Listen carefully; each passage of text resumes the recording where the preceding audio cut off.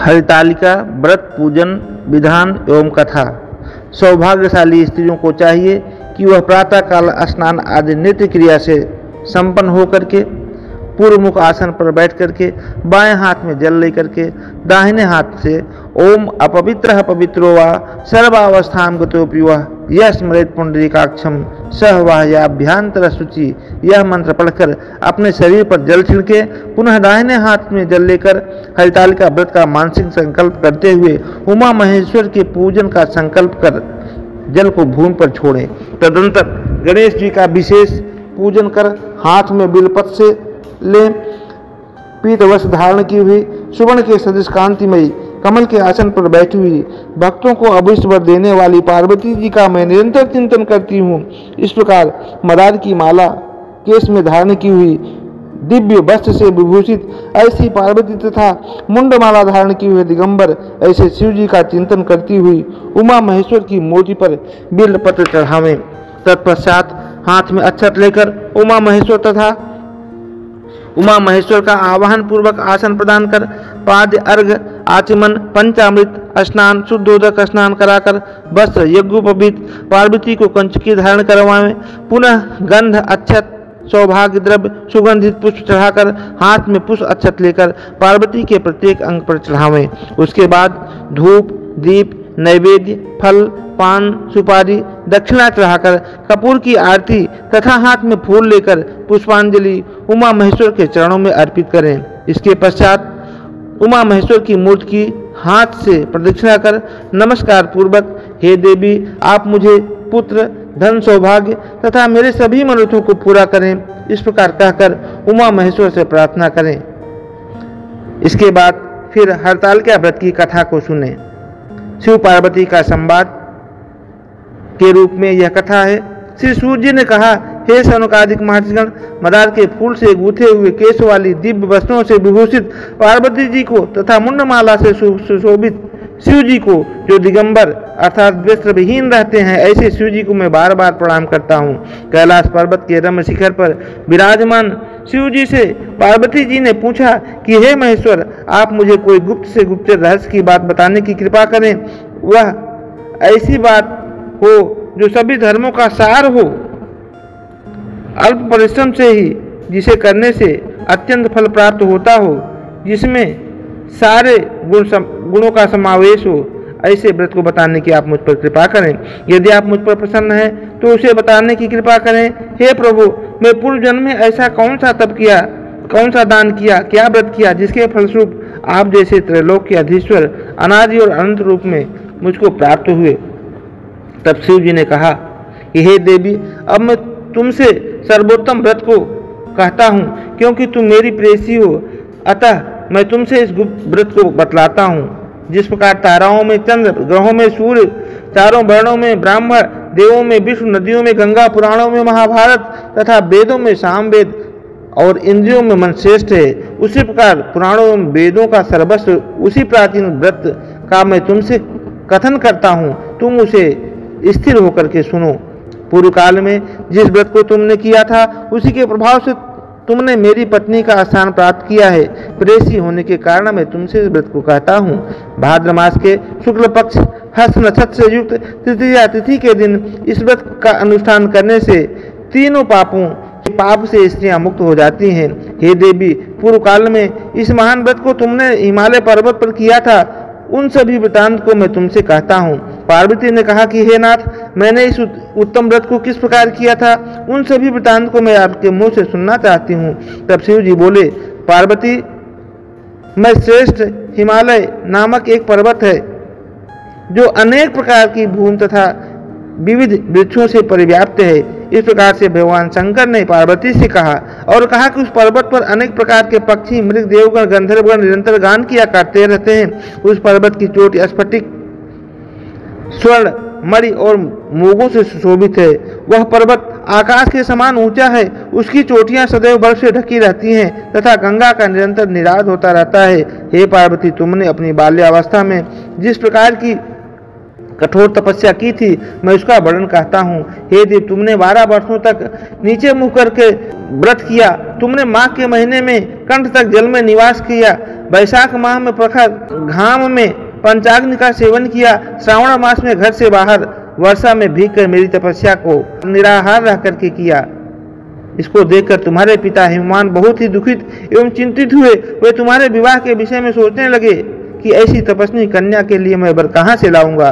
इसी समय में ब्रह्मापुत्र नारद जी आकाश मार्ग में तुम्हारे पिता के पास आए। तुम्हारे पिता उन मुनिश्रेष्ठ की अर्घ पाद्य आसन आदि देकर पूजा की।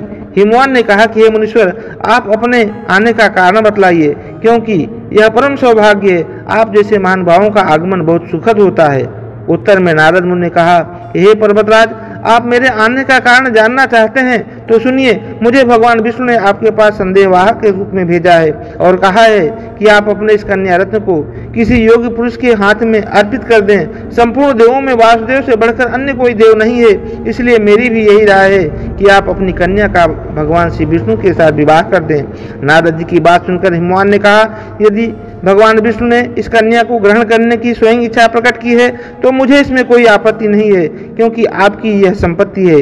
इसलिए अब आज से इस संबंध को आप निश्चित समझिए। हिमवान द्वारा इस प्रकार का निश्चयात्मक उत्तर पाकर नारद जी उस स्थान से अंतर ध्यान होकर शंख चक्र गदा एवं पद्मधारी विष्णु के पास उपस्थित हुए। उन्होंने हाथ जोड़कर प्रणाम करते हुए विष्णु भगवान से कहा, हे देव, मैंने आपका विवाह पर्वतराज हिमवान की पुत्री के साथ निश्चित कर दिया है। इधर हिमवान ने प्रसन्न होकर तुमसे कहा कि हे पुत्री, मैंने तुम्हारा विवाह भगवान विष्णु के साथ पक्का कर दिया है। पिता द्वारा इस तरह की बात को सुनकर तुमने सखी के घर जाकर के वहां भूमि पर लेट करके रोने लगी।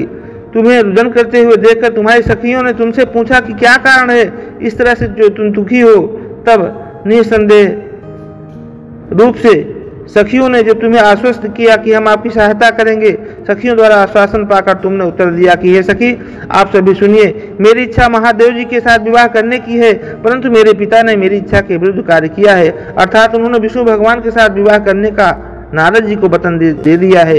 इसलिए हे सखियों, अब मैं अपने शरीर का निश्चित तौर पर त्याग कर दूंगी। तब तुम्हारी बात को सुनकर सखियों ने कहा कि तुम घबराओ नहीं, हम और तुम दोनों ही किसी ऐसे घनघोर वन में चलेंगे जहाँ पर तुम्हारे पिताजी नहीं पहुँच पाएंगे। इस प्रकार की गुप्त मंत्रणा करके वह अपनी सखियों के साथ निर्जन वन में पलायन कर गई। तदंतर तुम्हारे पिता हिमवान के पास पड़ोस के प्रत्येक घरों में तुम्हारी खोज की, किंतु तुम्हारा कहीं भी पता न लगा। तुम्हारे पिता ने तुम्हें न पाकर मन में संदेह किया कि कहीं किसी देव दानव किन्नर आदि ने मेरी पुत्री का अपहरण तो नहीं कर लिया। वे सोच में पड़ गए कि मैं अब नारद जी को क्या जवाब दूंगा, क्योंकि मैंने तुमसे विष्णु के लिए पुत्री का विवाह का वचन दिया था। अब मैं उपहास का पात्र बनूंगा। ऐसा सोचते सोचते वे घबराकर मूर्छित हो गए। उनके मूर्छित होने पर सभी लोग उनके समीप पहुंचकर उनसे पूछने लगे कि हे पर्वतराज, आप अपनी मूर्छिता अवस्था का कारण बतलाइए। कुछ स्वस्थ होने के बाद हिमालय ने उन लोगों से कहा कि मेरी कन्या का किसी ने अपहरण कर लिया है अथवा सिंह व्याघ्र आज किसी हिंसक पशु ने भक्षण कर लिया है। यही मेरी दुख का कारण है। ना जाने मेरी पुत्री कहाँ चली गई है, अब मैं क्या करूं। ऐसा कहते हुए हिमवान इस प्रकार कांपने लगे जैसे किसी प्रचंड आंधी में वृक्ष हिलने लगता है। तत्पश्चात तुम्हारे पिता तुम्हारी खोज में भयानक जंगल में आगे बढ़े। इधर तुम तो पहले से ही अपनी सखियों के साथ उस भीषण वन में जा पहुंची थी। उस स्थान पर एक नदी प्रवाहित हो रही थी, वहां एक गुफा थी। तुमने उसी गुफा में जाकर आश्रय लिया था और निराहार रहकर मेरी बालिकामयी मूर्ति को स्थापन किया था। जब भाद्रपद मास के शुक्ल पक्ष की तृतीया हस्त नक्षत्र से युक्त आई, तब तुमने उस दिन रात्रि में जागरण कर गीत वाद्यात से मेरा भक्ति पूर्वक पूजन किया। हे प्रिय, तुम्हारे द्वारा की गई उस कठिन तपस्या के व्रत एवं प्रभाव से मेरा सिंहासन चलायमान हो उठा और मैं वहां तुम्हारी सखियों के पास पहुंचा। उस स्थान पर मैं पहुंचने के बाद तुमसे कहा कि हे देवी, तुम वर मांगो, मैंने तुमसे अत्यंत प्रसन्न हूँ, तुम मुझसे अपना इच्छित वर प्राप्त कर लो। तब उत्तर में तुमने कहा कि हे देव, यदि आप मुझ पर प्रसन्न हैं तो आप मुझे पति रूप में प्राप्त हो। मैं तथास्तु कहा। ऐसा कहकर अपने कैलाश पर्वत पर वापस आ गया। मेरे चले जाने के बाद तुमने प्रातःकाल नदी में स्नान कर मेरी स्थापित मूर्ति का विसर्जन किया। इतना करने के बाद तुमने अपनी सखियों के साथ पारणा की। उसी समय तुम्हारे पिता हिमालय ने भी तुम्हें खोजते हुए उसी जंगल में आ पहुंचे, किंतु वन की गहनता के कारण चारों ओर ढूंढने पर भी तुम्हारा कुछ पता न चला। अब तो वे निराश होकर भूमि पर गिर पड़े। पुनः उठने के बाद हिमालय ने दो कन्याओं को सुप्तावस्था में देखा। उन्होंने निकट आकर तुम्हें गोद में उठा लिया और रुदन करने लगे। रोते रोते उन्होंने तुमसे पूछा कि तुम इस घनघोर जंगल में किस प्रकार आ पहुंची। पिता की बात को सुनकर तुमने कहा कि हे पिताजी, मैं अपना विवाह शिव जी के साथ करना चाहती हूँ, परंतु मेरी इच्छा के विपरीत आपने मेरा विवाह विष्णु भगवान के साथ करने का निश्चय किया है। इसी कारण मैं वहाँ से रुष्ट होकर अपने सखियों के साथ घर को त्याग करके इस भीषण वन में चली आई हूँ। हे तात, यदि आप मुझे घर ले जाना चाहते हो तो मुझे महादेव जी से विवाह करने की आज्ञा दीजिए। ऐसा ही दृढ़ निश्चय है। तुम्हारे इस दृढ़ संकल्प को जानकर तुम्हारे पिता ने तथास्तु कहा और वे तुम्हें अपने घर लाकर वापस गए। घर पहुंचने पर मेरे साथ तुम्हारा पाणी ग्रहण हुआ। उसी व्रत के प्रभाव से तुमने अटल सौभाग्य को प्राप्त किया है। मैंने आज तक इस व्रत का कथन किसी से नहीं कहा है। हे देवी, तुम अपनी सखियों के द्वारा हरण की गई थी, इसी के कारण इस व्रत का नाम हरिताल का तीज पड़ा। जो भी कन्या, जो भी सौभाग्यवती स्त्रियां इस कथा को सुनती हैं, उनके सारे मनोरथ पूर्ण होते हैं। बोली शंकर भगवान।